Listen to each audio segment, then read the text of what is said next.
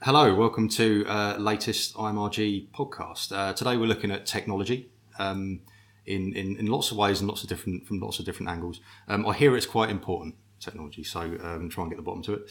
My name's Andy Mulcahy. I am Strategy and Insight Director at IMRG, and I'm absolutely surrounded by people today. So if I could just ask you to briefly introduce yourselves. Start with you, Brandon. Sure. My name is Brandon Wilkins. I'm the General Manager of Bronto. I run our European operations, and we specialize in the commerce marketing automation space, helping retailers with email, mobile, and social media. Great, thank you. Owen? So I'm Owen Hancock. I'm Head of Strategy at CJ Affiliate, and CJ Affiliate is an affiliate network, so it's designed all around creating as many connections as possible between advertisers and publishers who've got space to sell. So hopefully what that means is we see a lot of different innovation coming from different angles, and it gives us a broader view. Lovely. Paul? Okay, hi everyone, I'm Paul Barnes. I'm the Northern Europe Director for App Annie. So we're the global reference point on all data and insights around mobile apps. So work with a lot of the big retailers globally, advising them on what to do with their mobile app strategy. Yeah, Gavin?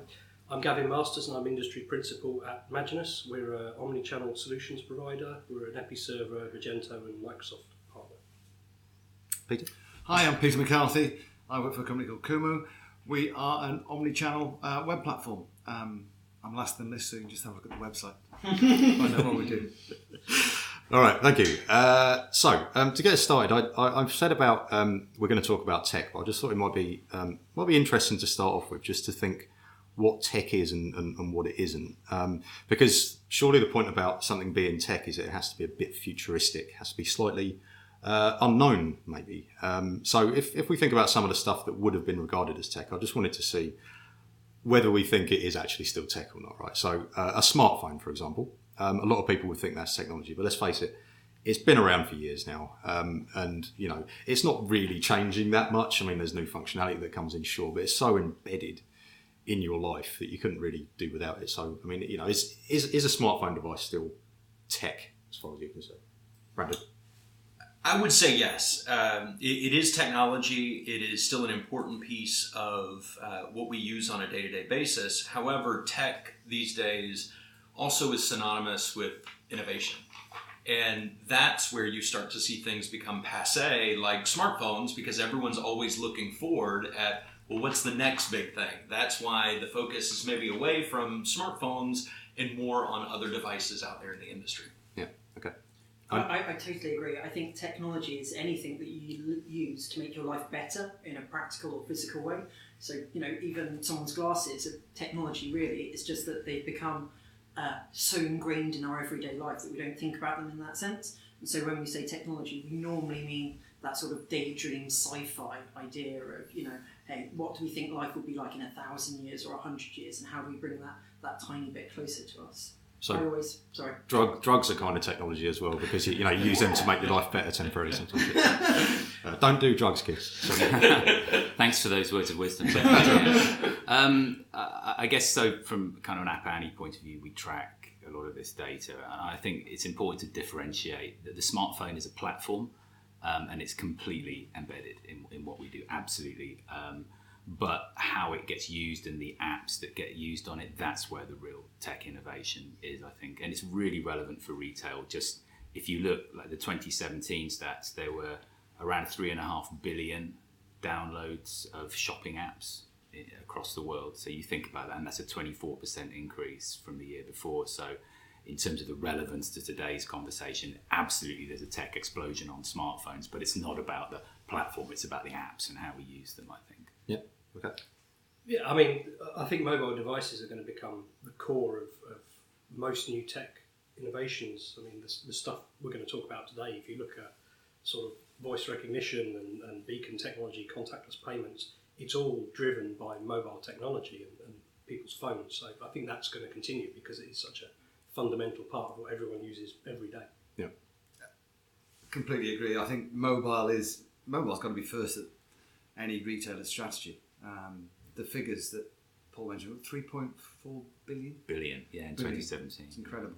But then how the product searches are done within the mobile, the best way of doing things, the most optimised method of using apps is fascinating. There's so many good figures about scary figures. I think the figures that I picked up on 12% of mobile users bump into someone else at least once a week while on their smartphone.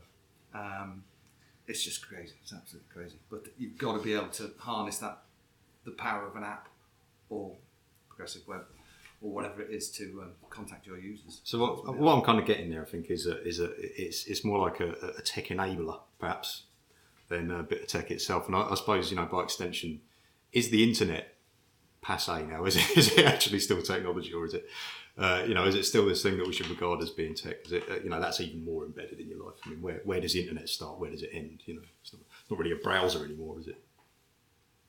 No, it's not. But I would say it's certainly the digital glue, if you will. I mean, everything is reliant on the internet to really leverage all of the different kinds of innovative pieces of tech that are coming out. So may not call it tech itself, but it's a critical piece of all the innovation that we're seeing.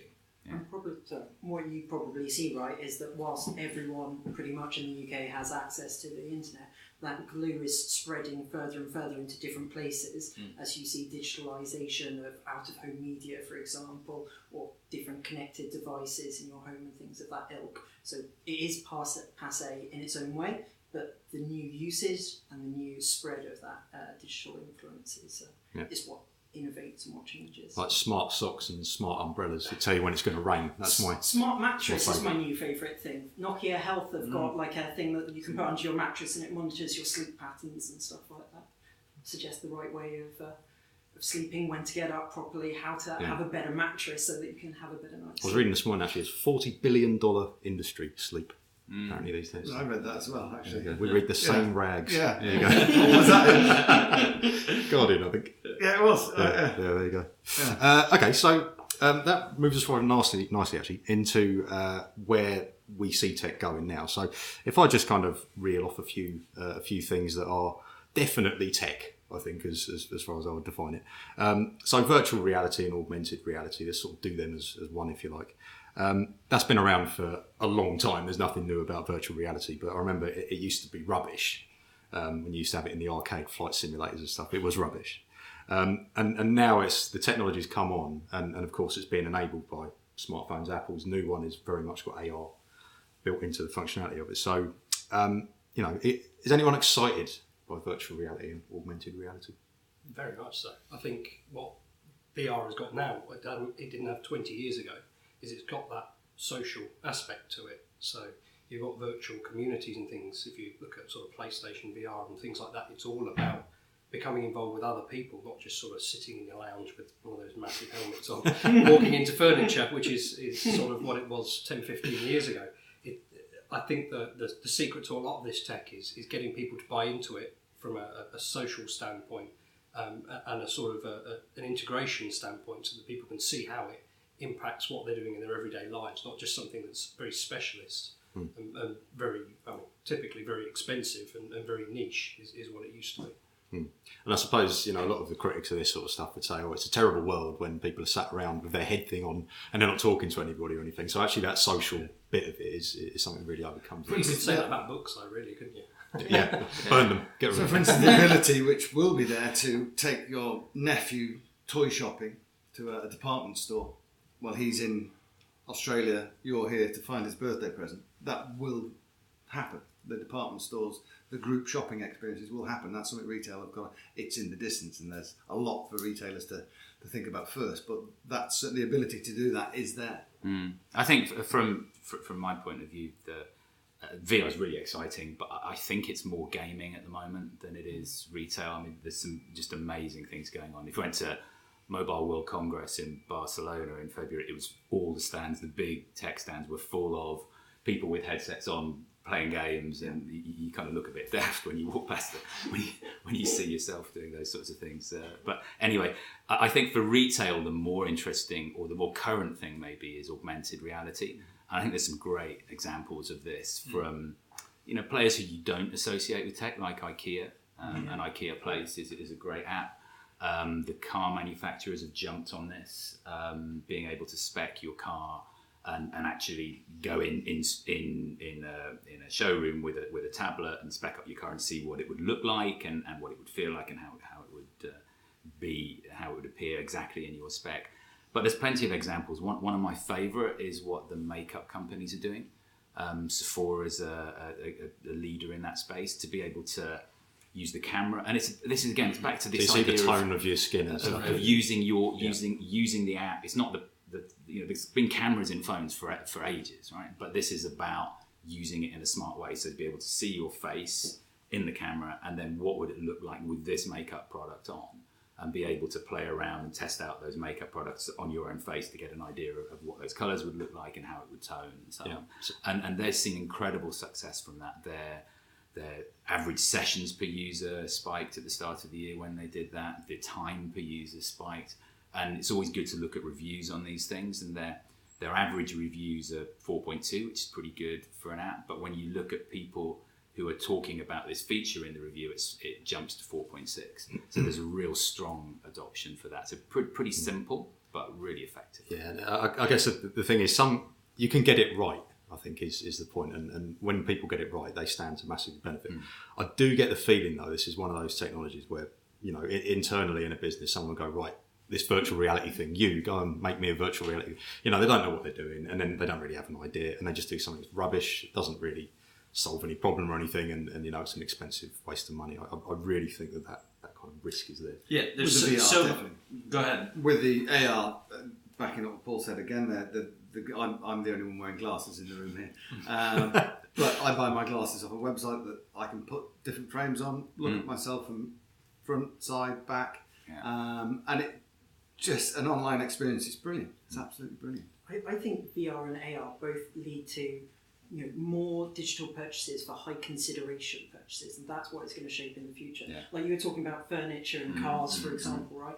Those are things that traditionally you want to go and see and be able to touch and feel and know what it's going to be like. You don't need it for printer paper.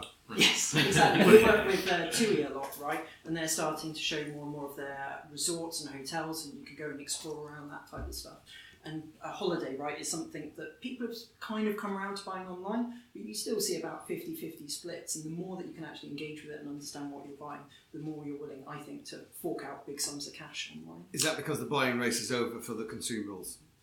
Amazon have won that buying race. It's the shopping experience race, which is just starting to be... I think that's definitely a possibility. I definitely see more experiential shopping as the way forward for retail rather than price-driven stuff, just because Amazon have done such a phenomenal job behind the scenes in terms of being able to get their products to people so cheaply. Well, furniture, you mentioned earlier, is such a great market for that, being able to visualize this kind of virtual overlay into the physical world. But it doesn't have to be just big emotive purchases like furniture. It can also be shoes on your feet, the glasses on your face, the watch on your wrist. People love seeing themselves in these products. They do. It's just kind of human nature. And AR lends itself in the retail world to so much opportunity right now that I think that's going to be a big area that's explored over the next 1 to 2 years.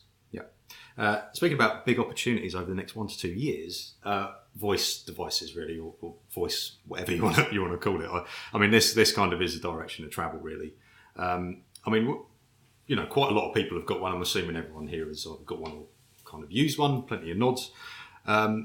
But has anyone used one for buying, I suppose, is the thing. I mean, that kind of use case hasn't quite manifested yet, has it? It's all magic to me. I do have family and friends who use it for the fast-moving consumer goods like the milk, the bread, the batteries. Is that in the US, though? Because you've had Amazon for years there, and we've only just kind of got it. Yeah, you're absolutely right. That is in the States. Yeah. So they've had more time to kind of get used to them, I suppose, and right. Maybe it's time that brings that use case. Yeah. I think the FMCGs are so interesting there with the power of brand names. If I say, Alexa, buy me batteries, as opposed to Alexa, buy me Duracell, for example, I'm going to see a very different, or look, you buy from totally different retailers and you'll get totally different products. So I wonder if over the course of the next 20 years or so, you see a return to really pushing individual brand identity for those. And reviews are going to play a big part in that, because whatever's the highest review may be what gets de facto ordered. Yeah. It's quite interesting you mentioned batteries, because there was a study done in the States order me batteries, and they just served up their own brand batteries. Whereas if you went online, you could see Duracell, but the voice activated stuff just pushed their own brand. So there was a big debate about how their own brands are leading the way there. And the lack of transparency is so interesting. We're going to get onto that in a minute, actually. So, I mean, I think we're still very, very much in tech push stage with all of this. And if you remember, just think about it. These products, so, Google Home and the HomePod, Apple one, which was launched just recently, and Alexa, they're speakers, right? They're voice-activated speakers. And we're trying to layer on to that voice activation and other use cases. And if you look at, the list of Alexa skills that are out there, there's not. You get a sense that it's still we're playing around with it.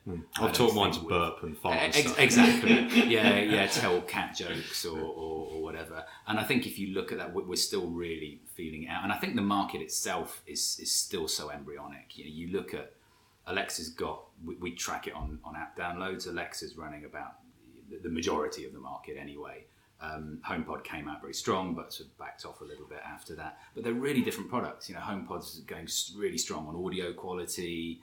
Alexa's obviously pushing the link with Amazon. Google have really invested in the actual conversational tech. So Google is the only one with conversational memory. So, for instance, if you say, buy me batteries, can you deliver them tomorrow?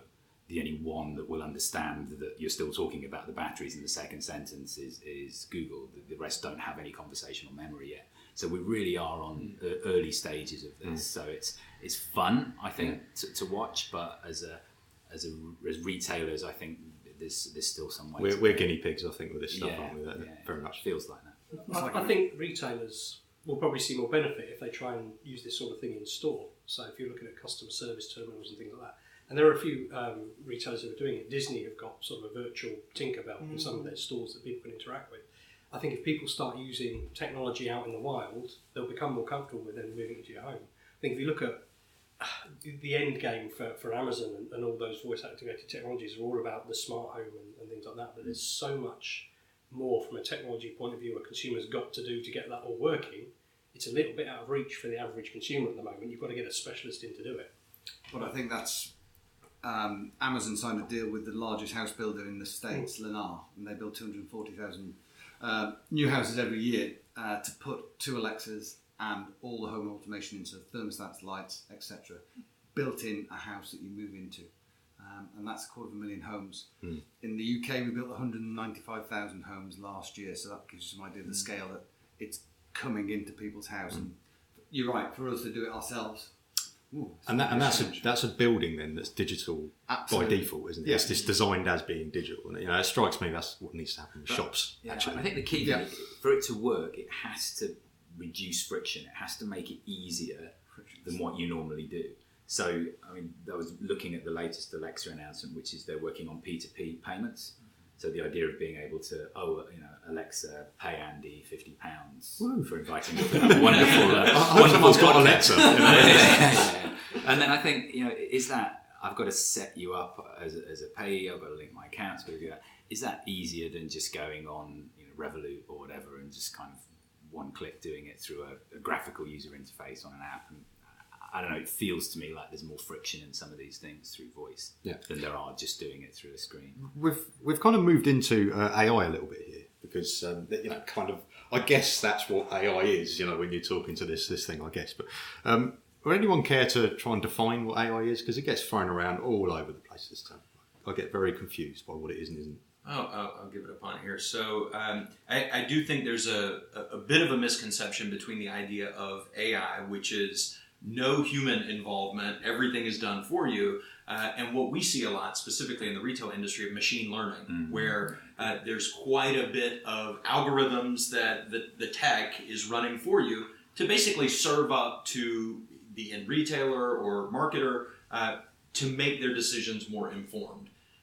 Machine learning is incredibly prevalent right now. In fact, between machine learning and AI, 70% of retailers by 2020 are going to invest in it. So incredibly prevalent in this UK market. and those currently that are leveraging artificial intelligence or machine learning are seeing revenue increases at 2 to 3 times faster than those that aren't. So it makes a big difference, but how you tackle it and where you begin, I think, is the big point of contention right now. Yeah, and I think with AI, when you get to the AI bit away from machine learning, which is algorithms chucking away, I guess that AI needs to be able to make decisions that are contrary to what you've told it to do, right? Because that is intelligent, isn't it? It's not just like I'm following your instructions. It's those instructions you gave me are rubbish. It'd be way more efficient if I did it this way because I'm a lot more intelligent than you. I figure it's going, and that's why it's so frightening. What about Facebook? I mean, let's get onto data here because you haven't really avoided it, I assume, the Facebook thing in the news. Is anyone massively surprised that Facebook have been gathering loads of data on you? Not in the slightest. No. Why do you think it's such a big news story? And do you think that is going to have any kind of impact? Because all this stuff that we're talking about, really, if you don't have data being shared and picked up, then the algorithms can't do anything useful, really. So it's got to happen. I think it's just down to the scale of what's being done with that data that's been stored on you. I think it's fine for you to be shown recipes that you might like if you look at a certain advertisement. That's great, and they'll feed you that. But the scale of how they've used it to manipulate the developed world is that's the really scary part of it. But that's all about AI, machine learning, and how you can take big data and really use big data very, very powerfully. I think that's the bit that's come out of it. Do you think people's opinions are going to have shifted in such a way that it forces regulation to happen, or do you think people just kind of knew that was happening anyway? And it's not necessarily going to change anything. But it's hashtag delete Facebook thing, and they say, well, actually, no one's really deleted their account, so there's momentum behind it that doesn't seem to get anywhere. Well, the fact that they go to Facebook to complain about it is kind of ironic in and of itself. But I certainly think that because we operate in a culture that craves being in the know and being in the know real time, when something comes out like this that lets you know that maybe you didn't know as much as you thought you did, there's an uproar about it. I think people are still going to continue to use Facebook. They're still going to continue to post, personal things and pictures and all of that. I don't know that it's going to change that much. It may just be the topic du jour right now. Well, if you think about their sort of furore over tax and stuff that Google had, people didn't stop searching on Google, did they? Because it's just really useful to use. Okay. Just we're sort of coming to the end now. I just wondered if we might be able to have a look at, in 5 years' time, where do you think this stuff's gone? And anyone care to? I'll get us started if you like. I mean, I think in 5 years' time, I think if you were to look at the high street, I just think it's nothing like it is now. That's massively accelerated this year as we moved into 2018. I just don't think it's really sustainable the way it is. The example of the houses being built that have got this technology in, and they're just being built around it. That strikes me as where this stuff needs to go. So physical space, I think it still has a future. I think the high street, this thing that we have grown up with and known for a long time, I don't know. I think that's under serious threat of revision. I'd say for me, I think the one thing that I quite like the things that aren't too far away, the things that you can see being put into practice now. And one of the areas that's really developing now is retailers who get this fact that the mobile and the smartphone and apps and so on, that they're not a new channel. They're actually the glue that brings together digital and real world. And there's some great examples of that, really simple stuff. So Walmart with their shopping lists now. So like we all do, you put your shopping list into Notes or whatever. If you put your shopping list into the Walmart app, then when you arrive at store, it's going to help you navigate the store and make sure the things on your shopping list are sorted in the right way to go around the aisles, rather than do what I always do, which is forget something and you have to go all the way back to the start again. So there's really simple things like that, I think are great examples. And I think there was the JD Sports have been getting quite a lot of coverage in the news today off the back of their exceptional trading results in the cohort of UK retailers. And I think it's worth recognising some of the things they've done as an example as well. they really embraced beacon technology early to bring apps in store. They provide content, so they have a radio station in store which you can take out of store and use, and if you like those tracks that they're playing. So it's blending that really effectively. If you look at how they approach Black Friday, they were the only UK retailer in the top 5 over Black Friday for mobile app performance. All the others, obviously Amazon, eBay, etc. But I think they're executing on the current tech availability really well, which is the key thing, rather than maybe focusing on what's a little bit out of reach. Okay, so don't buy any flying cars yet. I would. I mean, they'd be great fun. I love Start flying cars saving, myself. but don't buy it just yet. Personally, for me, I think if we had this conversation 3 years ago, which we all did, wearable tech was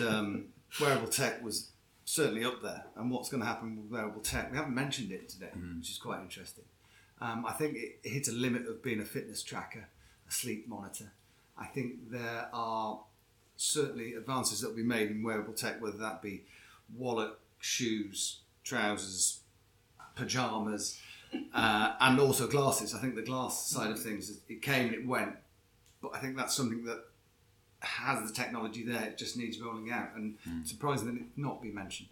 Yeah, and it's really interesting. I think it's a fascinating area and a lot of growth in health and fitness at the moment, particularly with what Apple are doing with Apple Health and the fact using your iPhone particularly as a repository of all your medical and fitness data. And you see this explosion in sleep tracking, in fitness tracking, and all the pharmaceutical companies and diabetes trackers and so on and so on. But I think in retail, yeah, we did get a bit carried away with the wearable thing, and it didn't really. Again, it was a bit of a tech push. I don't think it was solving problems or reducing friction for people really in a retail context. I think a lot of it's being drowned by data as well. I think there are so many opportunities with things like wearable tech. Where do you start as a retailer? Which particular opportunity is the one that is going to get you above the competition? And I think there are just so many different things out there that most retailers, most manufacturers they're just completely and utterly drowned by the potential. Bill. So find the thing that works for you, I suppose, rather than saying in 5 years' time it's going to be flying cars. Can I just add one on the data point you reminded me? I think we are going to see quite a bit of change in the structure of the retail landscape from players who are coming in and using data better.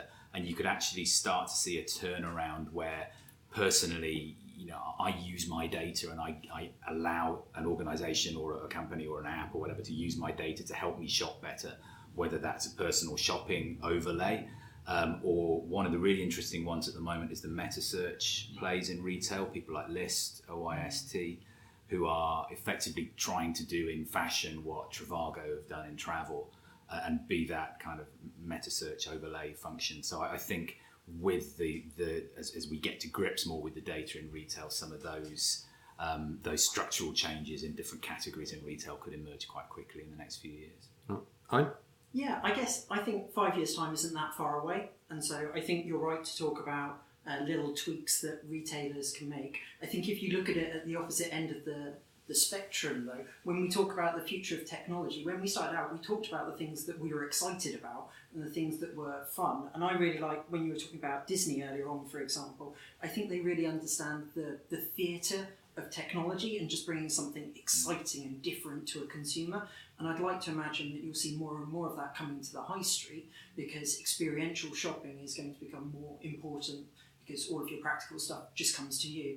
And so if you go, I don't know if any of you guys have been to the Void and that Star Wars experience that Disney put on, but having something like that is just so fun and playful, and I'd like to see more of that brought into retail. I've got a kid, for example. I mean, I take him to the farm. Why the hell do you go to the farm? Okay, you see the animals and things like that, but they've built, activity centres and stuff. The animals are actually only a little bit of it. There's all these slides and all sorts of stuff, and they keep building more and more stuff on it. And of course, you have to go there because the kid wants to go there. So, it's not like you can't make a physical space work. Yeah. So, a few final examples maybe of where it's going and people that are already doing it right. We've got a client, Oka, a luxury furniture company, and they didn't do anything earth-shattering, but they did a fantastic job of actually leveraging data from the high street physical store locations into their online communications. And because very few people are doing that, particularly in furniture, they were able to drive revenues up by 200%. So this is a phenomenal example of doing something fairly easy when we look at the market and everything that we're moving towards. There's an easy win for retailers that when they're listening to this or thinking about what can I implement today that's going to make a big difference, starting with the foundational things. Now, other examples on the complete opposite end of the spectrum, Rebecca Minkoff, they've got smart mirrors in their high street locations now that are driving up conversion rates and average order values because you can see other products, the way they'll fit you, the way they'll look at you while you're in the store, and then you can just push a button to have the store associate go grab those things for you, and you just stay in the dressing room. So we're moving in that kind of direction, but I think there's a lot of steps to take before we get there. Excellent. So bugger it, we're not there yet, I suppose, is the sad conclusion. So thank you to all my participants, App Annie, Imaginus, CJ Affiliate, Kooomo and Bronto. Thanks for listening.